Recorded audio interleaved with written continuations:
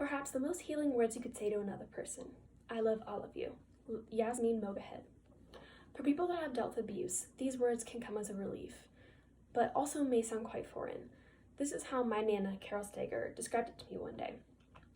My Nana was mentally and physically abused as a child, and she's talked very candidly with me and the rest of my family about how it has negatively affected her self-esteem and her ability to see herself as someone who could be loved unconditionally.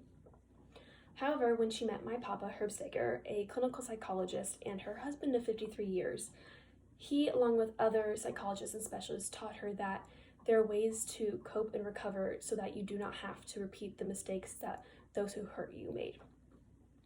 Now, she uses these resources that they gave her to help others in the same situation and to make sure everybody around her knows that they are loved and that they are worthy. Let's begin by talking about my Nana's life during and after she endured childhood abuse. My Nana was born on June 1st, 1942 in Los Angeles, California, and this is also where she married my grandpa and had her 2 daughters. In May of 1945, my Nana, who was 3 years old at the time, and my great aunt Patty, who was 5 at the time, were abandoned by their biological mother, who was fleeing because she suffered from domestic abuse by their father. She obviously had every intention of coming back for her children as soon as she was in a safe and stable location. However, my great-grandfather, who was known for being manipulative, barred her from doing that and got a restraining order against her. So eventually communication with their birth mother stopped. A couple of years later, though, they had a new stepmother who eventually also had their half-sister, and she contributed a lot to the mental abuse that was forced on them. She was constantly comparing her daughter with her stepdaughters and telling them they weren't pretty enough or that they weren't smart enough. My grandma told me one time that she vividly remembers her stepmother standing there in front of her and saying, "Your father and I are not paying for your college because you're the pretty sister, so you have to marry rich." That basically told her that she was pretty but didn't have smarts, and my grandma put herself through college. She then, after college, met my grandfather in 1965, and she married him in 1967. She explains to me that these were really pivotal years in her life because he, as I will talk about later, helped her through a lot of coping mechanisms and a lot of just dealing with the aftermath of what she had been through in her life. Then in 1969, she had my mom, and in 1973, she had my aunt. And again, she describes these as pivotal years in her recovery from her trauma. Despite her tumultuous childhood, my Nana never had a desire to do what her parents did to her. Even though my Nana has the biggest heart and has such strength, she didn't always have that, and she never wanted to repeat the mistakes her parents made, but it took a lot of work on her part.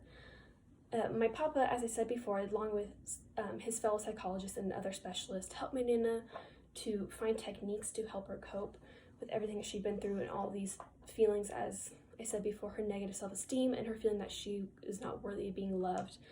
And this was especially important to her when she had bad days. She used these techniques constantly, still uses them to this day.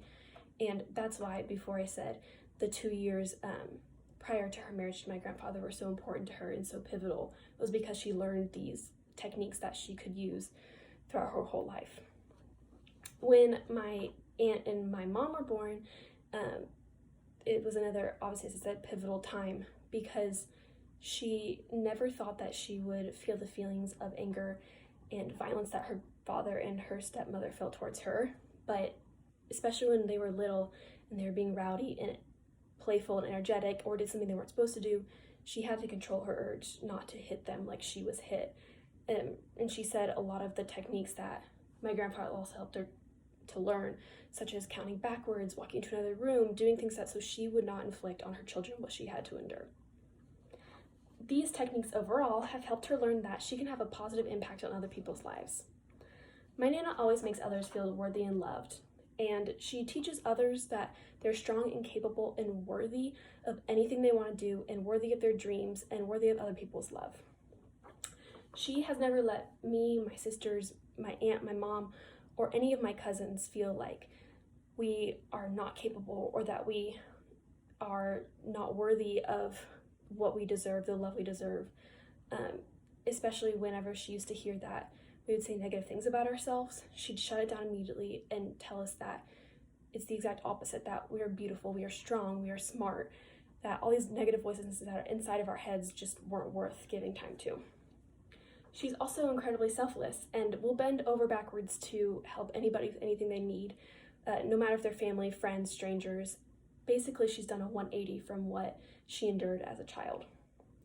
She's also the biggest supporter in my life and my family's lives, and has always let us know that she will support us in whatever endeavors we wish to do in our lives.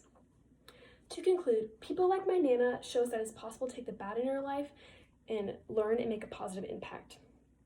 She's beat the statistic that says that most abused children go on to be abusers for their own children. And I'm really proud of her, and I think it takes great strength and great courage to do this.